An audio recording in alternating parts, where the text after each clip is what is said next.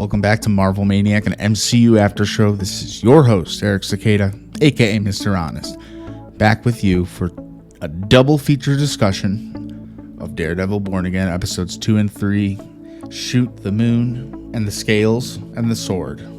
I will say, these two episodes were most likely released together because there's a lot of build up to the second one in the first episode. There's some good stuff in there, but we are all ultimately leading to that epic ending that we're going to talk about.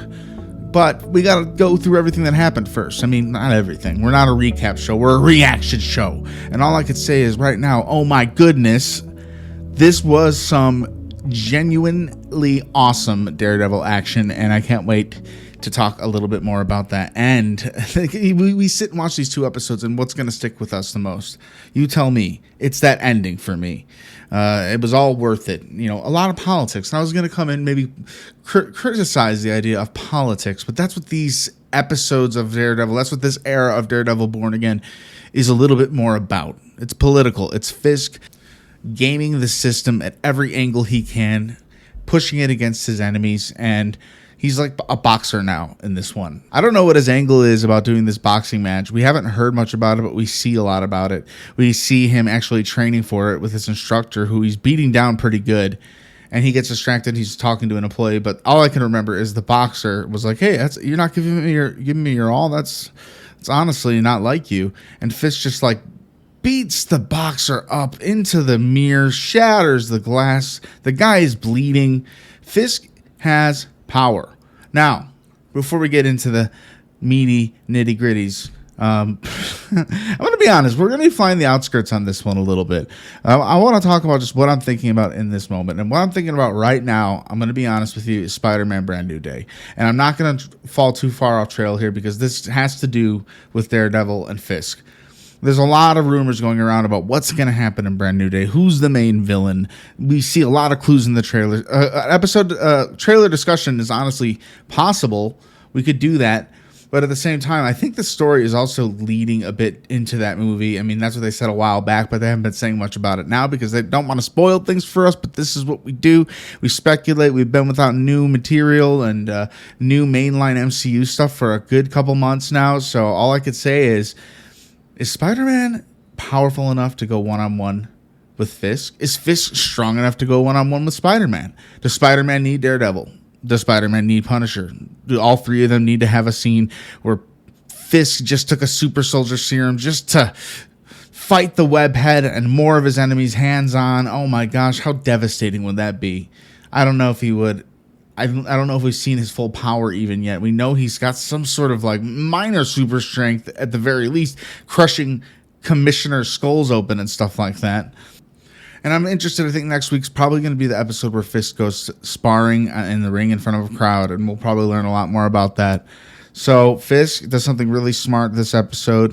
He doesn't out Matt Murdock as Daredevil. Something I always wonder, I'm like, when is he going to pull that card? Is he going to pull that card? No, he is smarter than that. He's not your mustache twirling villain. I'm thinking of the swordsman, Tony Dalton, the actor who plays the swordsman in Better Call Saul, and his mustache when he's playing Lalo Salamanca. He is a phenomenal actor. We know him from Hawkeye. We've gotten to see a little bit of him as a swordsman in the first season, but not a whole lot. We got to see him, kind of like video clip wise, taking some guys down. But that, as you know, changes this episode. I think it's smart for Fisk to put people looking for a savior in Matt Murdock and hunting down Daredevil as a murderer. This puts pressure on both ends for Matt. This almost pushes him to stay in the suit. Although up until the end of the first episode, we didn't get to see a whole lot of action. But like I said, plenty of build up to everything that happens at Red Hook. Bullseye is just playing his cards. We are very curious from the beginning of this episode why Bullseye's helping Matt. Well, Karen and Matt come up with a pretty ideal lens. It's putting Matt and Fisk against each other technically and pinning each thing on the other guy. It's kind of like killing in disguise is what he's doing, but he has a signature move, and it's very, pointy. He really knows how to implement objects inside of people's heads, which is a very cool technique, a very gory one at that. And I find it so curious and so awesome that one of the signature Daredevil villains of the comic books. From what I know, I haven't read many comic books. I'm looking at getting Marvel Unlimited. Is that good, anyone? Give me your reference number, and I'll get it Marvel Unlimited with your reference number. I don't think there's reference numbers.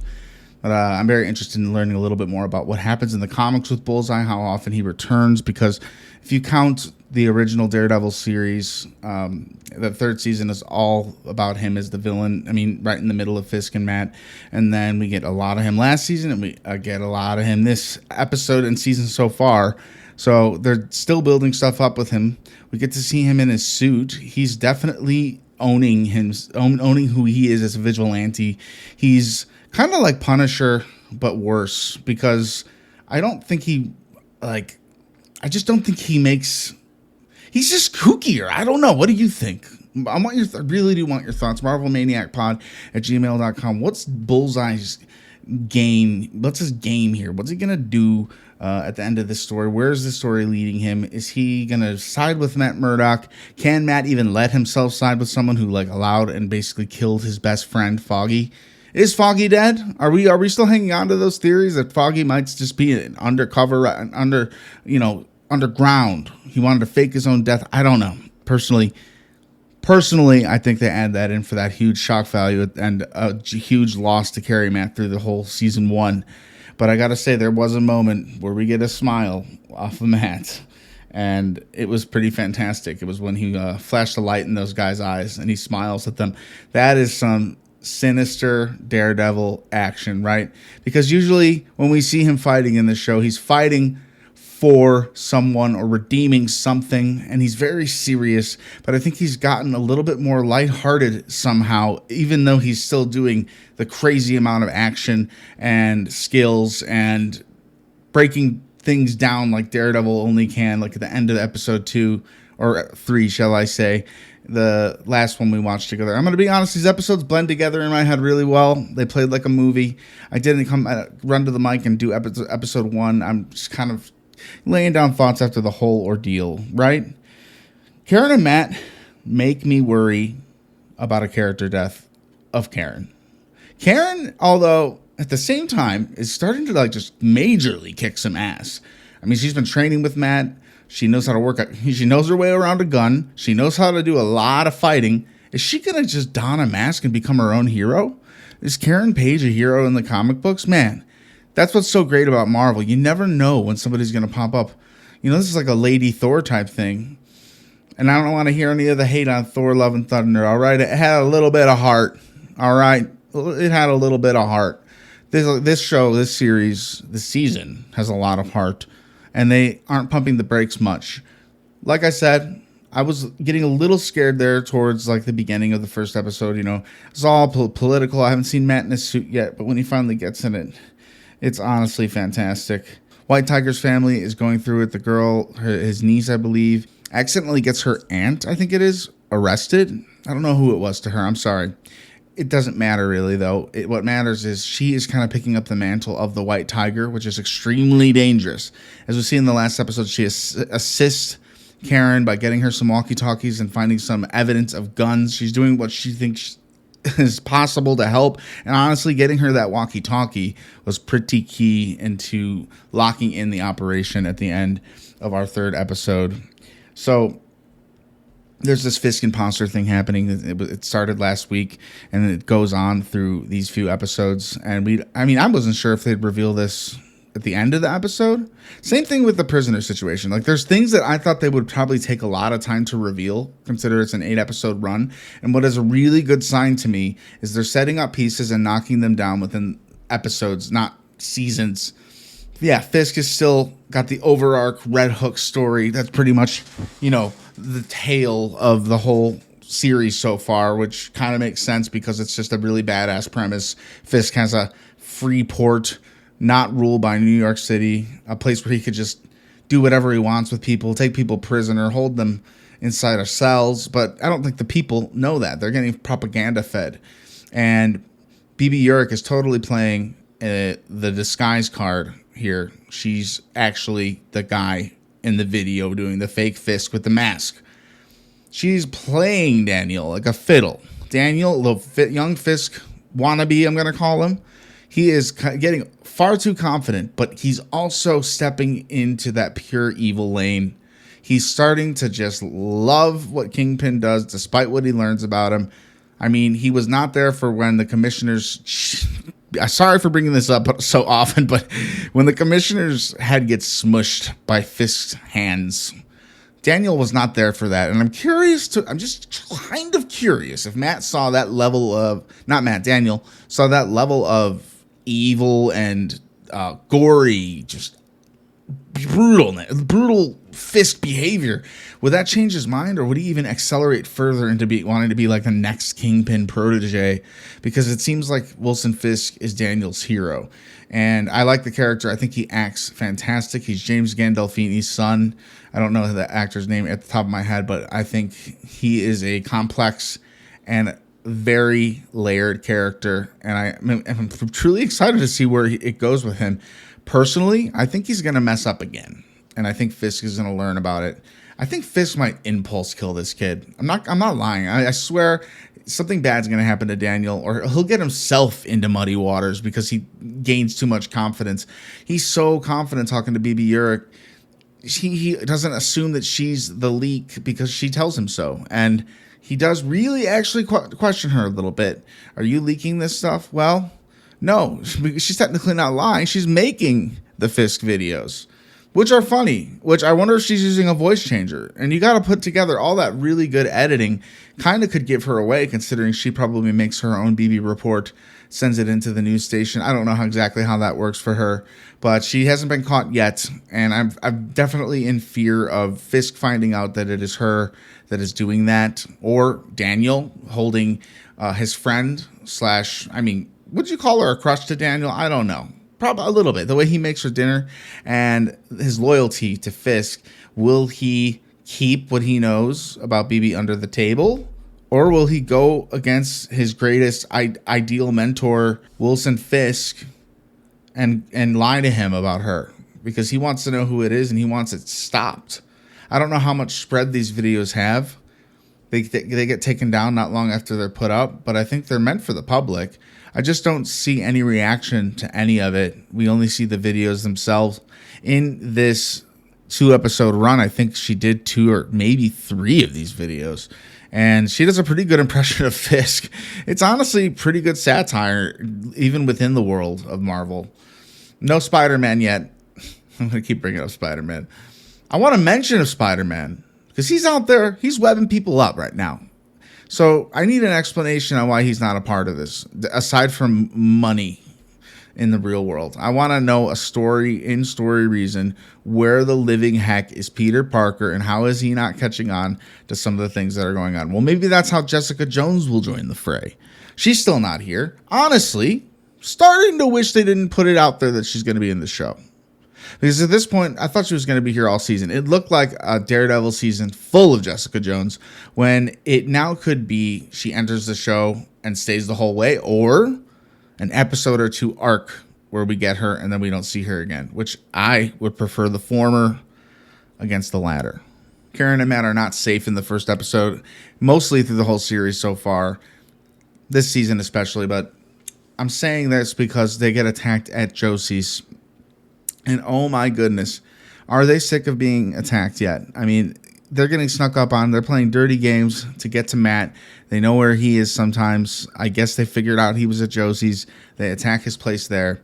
And what we do is we see Karen take action. She can fight, and she took one of the cops hostage. They're hunting us, so maybe we should start hunting them, was the last line of episode 1. Shoot to the moon. Really cool. Episode 3, again, titled The Scales and the Sword. We get this kidnapped cop. We kind of open it up for where we left off in the recent episode, which I think was a good move for them to do a double episode. I don't know why they did that. They needed to keep it at 7 weeks because of other releases or one reason or another. They gave us a double feature tonight, and it's the only night, to my knowledge, that they're going to be doing that for this show. I think they want to keep numbers up. I think they might have sensed that episode 2 of the season was maybe a slower build-up episode, and 3 being the penultimate, honestly kind of part B of episode 2. It's sometimes like on my Magic Muggle podcast, I'm thinking, I'm going to combine these chapters and make an episode about this. Listen to Magic Muggle, a Harry Potter Aftershow. If you're interested in any of the Wizarding World stuff, I'm reading chapter by chapter and covering it on a podcast. And I got to say, it's one of the funnest things ever. If you're bored and you want to hear some Harry Potter after shows, read along or just listen. Magic Muggle, a Harry Potter after show, wherever you listen to your podcast. Back to Daredevil. So, Matt's ex-girlfriend / therapist / psychologist, I'm not sure of all her titles, Heather, has so much trauma from Muse, and she also has trauma building. Every day she works for Fisk, and she's doing dirty deeds like filling out forms, making the swordsman look more guilty than he is, that he's giving different answers than he is, and it's totally used against Daredevil / Matt's partner-in-law, Kirsten McDuffie. I think that McDuffie is her last name. Kirsten plays a pretty big part in episode 2, and she kind of literally calls out Heather for what happened, and Heather kind of gaslights her. She uses the Muse attack, which is absolutely true. She's funneling some of like real trauma into this of what actually happened to her and using it back against Kirsten. And Kirsten has to go to court with next to no knowledge, getting to interview the swordsman like one time, and she only has 2 hours. This whole case is built up against him. She had no time to prepare or do anything, and the judges are clearly corrupt. I mean, we get a good bird's eye view of the judges just looking extremely corrupt. Jack, aka the swordsman, handles it like a literal champion. He knows that the odds are stacked against him. He knows that Fisk is playing the system. There's no way they're going to get him out of custody, especially with everything he knows about all the caged people. And we get to see behind that interrogation wall, not an interrogation, it seems like it could be an interrogation room, the room where they're doing the interviews with the swordsman, or, that where Heather actually filled out that form and lied. I don't know if she carries resentment for that. She seems to me like a character who's going to turn on Fisk with all the information she has. Maybe she'll learn Matt's true identity and it'll all make sense to her, like a Mary Jane and Spider-Man type deal. But I wouldn't tear Karen and Matt apart if it meant anything at all. I mean, I'm worried for Karen's well-being. I'm going to tell you this. She's the closest person to Matt right now. He wakes up with her. He does missions with her. They are a team. They are basically their own two-man team. And if something happens to Karen, it's going to ruin his life again like it did with Foggy. And please, Marvel, don't do this to us. So we do get an image of Jack and all the prisoners trying to shout, just let us out, let us out. And I'm thinking, man, this is going to be a whole season leading up to Daredevil getting in this room and freeing all these people. How boring. No, I wasn't thinking that at all. I mean, I didn't think that what happened would happen, though. We're going to just go all out and talk about that soon. Kirsten McDuffie does pay Matt a visit. Or no, Matt pays her a visit. And her role seems to be growing a little bit more in the show's main story because she's involved with the politics of all this now.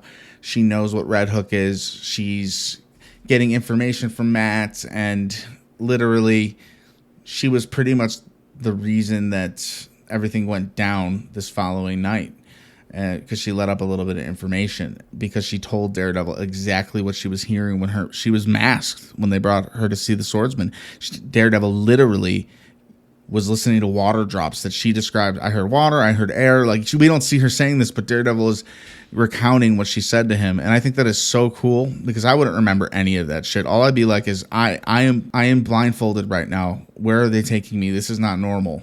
Without further ado, let's get into Red Hook. So Daredevil does enter the way that Kirsten gave him, and he makes it actually all the way to the cages of the prisoners. Okay, Daredevil's here. What is he going to do? He just looks around. There's action kind of like incoming. He knows that he can't let these people stay here, so he literally starts unhinging all these cages. And you know what he does? He gives the swordsman 2 pieces of metal that look kind of like beating sticks. I don't know. He uses them as a great weapon, and he was honestly very grateful to get those. So we actually get to see Jack / Swordsman and Daredevil team up to free everybody and fight some brutal fights. I mean, one time, like when Matt put the smoke in their faces, I think Swordsman just jabs, he throws one of those things at the guy, and he gets stuck through his chest. Like, that's brutal. And some of the nunchuck work on Daredevil this week, oh my God, he was throwing that thing everywhere. He was whipping that around corners. He was prime Daredevil, and this is what we've always wanted. This is what I've always wanted. I want more Daredevil in the suit. They got more Daredevil in his suit. The black suit, by the way. What a cool looking suit to see in action. I don't mind if he uses it the entire rest of the season until the last episode, where he may need an upgrade because he gets beat up in this one too much and it's no longer safe to use. I'm sure he'll return to the red next season or in Spider-Man Brand New Day, which I am very confident he will be appearing in, if not just a little bit or a big part. Personally, as I was hinting at earlier, I really hope that this story with Fisk is involved in Brand New Day, and the resolution becomes teaming up with Spider-Man, with the heroes that Daredevil has acquired, and for the final act of taking down Fisk, they bring in Spidey, somebody who they've only heard about and ran into maybe once or twice, into the fold. I think that's important. I think it's very special. If they do that, it'll really give all the Netflix shows and the Born Again episodes something that builds up into something completely miraculous and validating by the entire MCU itself. Already seeing that trailer where he webs up Punisher and he webs his mouth. I mean, that's a goofy Spider-Man thing done to a very serious character. The contrast between those characters is hilarious, which is why I think they're putting him in there. Not that Frank Castle shouldn't be an awesome addition to be excited about, but it could be a Trojan horse just for Daredevil and other more of these street characters fighting along Spider-Man in whatever craziness he gets himself into. I got a great feeling about Brand New Day, and it comes right before Doomsday. So again, I keep bringing it there, but that fight scene in Red Hook was amazing.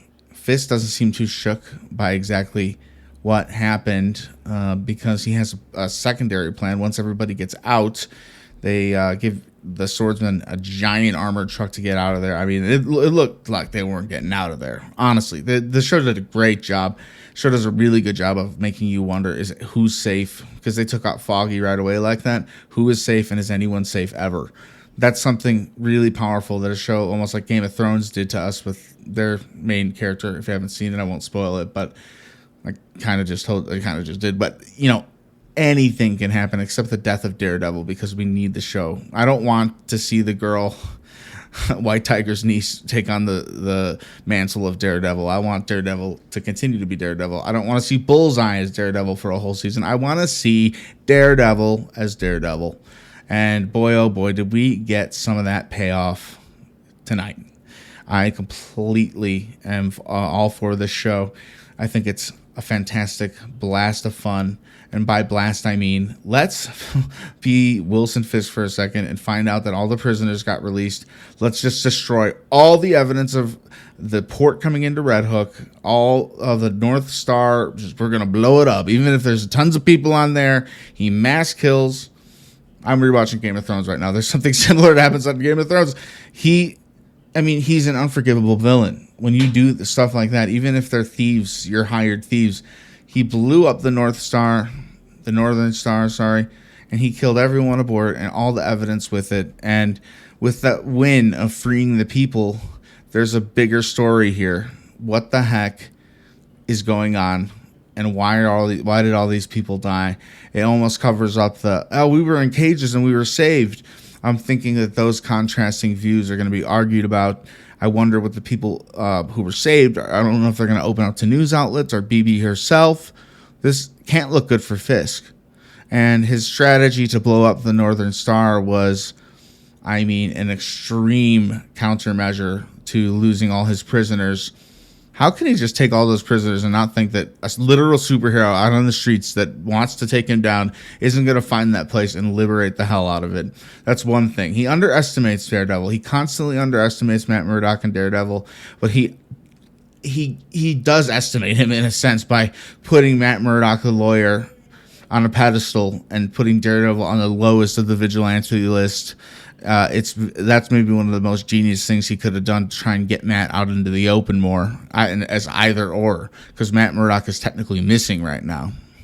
So yeah, in the rearview mirror, mega explosion, super bang bang, oh my goodness type, giant explosion, and that's where we leave Karen and Matt driving away from the scene. Prisoners are saved. Epic action. Plenty of questions going into next week that just to leave us lingering on. How's that going to play out? Are we going to get to see Fisk box? Kind of figure out the whole meaning to that. How's Matt going to play a part in that? I mean, Matt seems to be on his tail pretty well. They seem to be chasing each other around in circles a little bit, but there's a lot of people getting in the middle of it. And again, for the third time, I will remind you, Karen Page, she's not safe. Nobody's safe. So let's just be grateful that Cherry, he's all right in the hospital. Then they moved him, like his friends moved him and took him because they thought he was in danger, which I totally actually respect. I think that was a good move. We need Cherry alive, right? Cherry is a good guy. He seems to be getting in the middle of it. Like I said, if you're friends with Matt Murdock or Daredevil, if you're helping him in any way, you're a target as well. And it seems that Kingpin can catch Matt around most corners, but Daredevil knows how to work those corners, jump up a layer, hide in the shadows, and come back out with knowledge and information to expose Fisk. He wasn't planning on finding those prisoners. And I mean, with the little time he felt he had, and he might have felt he had, he could have thought, maybe I should come back with a team to help me clear this room. There's like 50 people in here, it looks like. And in a moment's notice, what do? You got to make that call. What are we going to do here? Are we going to be a hero right now? Or are we going to maybe potentially never get this chance again? He goes, obviously, with the hero route. So, 2 episodes, 1 night. Did you enjoy the double feature? Let's go on the subreddit of our Marvel Studios. Before we end this episode fully, we're going to see what the fans are talking about. Adorable Air 6901 on Reddit says the swordsman is such a great character. Oh my goodness. Let's talk about it. Yeah, he's great. He brings a whole other level. I want to see way more of him. He can have a show and I'd watch it. I'll say that. I'll just say it. John T. Lurker says, how many worlds do you need to conquer? How many are there? Fisk says. Real psycho line right there. Yes, John T. I am 100% feeling that right now. Fisk is overreaching, overextending, and he has every right to do it in his own mind. And by doing that, he's kicking some major ass. I mean, Fisk is a sick villain and one of the best villains we've ever had in the MCU. So I love to see him utilized to the maximum potential as we have been seeing him used. He's a nut job. Well, one last comment. Powell is a fantastic character. He's so mundane and yet one of the most evil and malevolent characters on the show currently. Mad props to Hamish Allen Headley for that. To be completely honest with you, I don't know who Powell is. Is that the main evil cop? That one guy willing to do anything for Fisk? I'm rooting for Daniel. I'm excited to see what happens with Daniel. Your Mind Aches actually says, I do think BB is soft on Daniel. She's not going to enjoy taking him down. Right. She's going to take him down. That's the ultimate end goal, right? Or they do the shock sequence where he does something horrible to her, breaks his morality, and starts to realize, oh my God, what have I got myself swept up into? This guy is a ticking time bomb. Like, he is seriously in not a good position. I think he's going to get hurt by Fisk, overwhelmed, and want to run. Something's going to happen with him because he's way too confident right now for anyone to be doing the things that he's doing. And yeah. So thank you for listening to Marvel Maniac and MCU Aftershow. This has been your host, Eric Cicada, aka Mr. Honest, and we will be back next week for episode 4 of Daredevil Born Again. Once we see that episode, we're already halfway through the season. That's how fast this is moving for us. So let's cherish it. This is the beginning to a great year of Marvel television. Wonder Man was great. They got approved for a second season, thank God. And all I'll say is I'm just so glad and proud to be here as your host. Thank you for being here to listen. And if you're loving the show, give us a rating on Apple Podcasts or wherever you listen. And it gives us a chance to be heard by many more fans like you. In the notes section of this episode, go to our Discord and we can talk about it there. We are a growing community, and it will be an honor to have you just talk about this during the week and speculate and try and figure out what's going to happen next week. All right, and until then, Avengers, disassemble.